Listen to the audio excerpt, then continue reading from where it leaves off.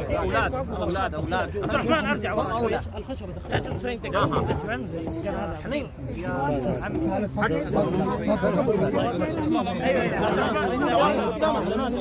انت كيف تشير خلاص يا اخوان يا جماعه اولادهم اولى في حد هنا عبد الرحمن وقف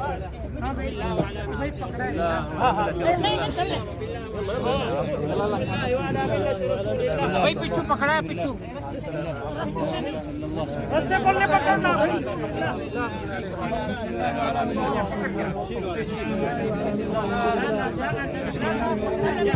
امسك يا عبد الرحمن خليك مع ابويا خليك مع ابويا بسم الله شيل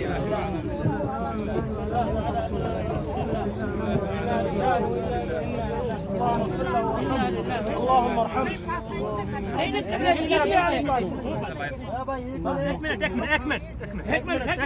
اكمل الجماعة اللي بتصوروا ايه؟ لا اله الا الله صح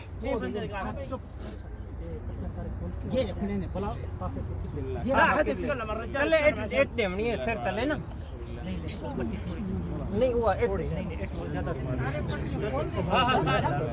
पत्नी डेढ़ हो ना यार वो पहले उनको पहले वाले की समझ भी नहीं आ रही अब्दुल अजीज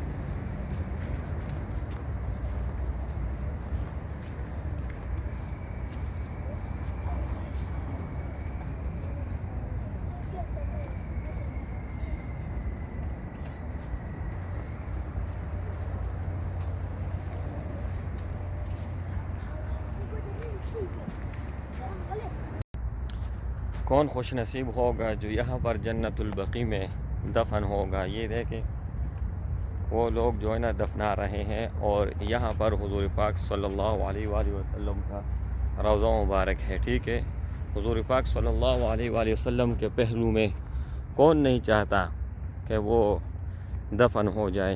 अल्लाह जल्ल शानुहु हमें ये जगह नसीब अता फ़रमाए और जिन मुसलमानों का ख्वाहिश है उनका भी ये जगह नसीब अता फ़रमाए। बहुत ज़्यादा खुश नसीब होगा जो यहाँ पर दफन होगा हुज़ूर पाक सल्लल्लाहु अलैहि वसल्लम के पहलू में।